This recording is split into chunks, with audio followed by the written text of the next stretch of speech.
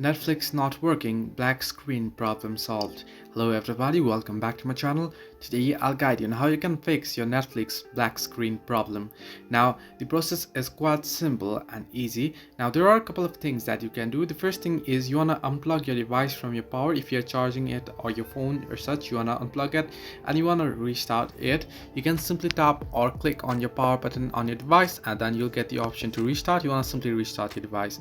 However, if this doesn't help, then it might be the glitch or a bug within the app. So in this case, you might want to uninstall and reinstall the application itself. So this might fix the issue. However, if you don't want to uninstall and reinstall it, what you can do is you can reset the application itself. Scroll down the notification bar and tap on the gear icon at the top right corner.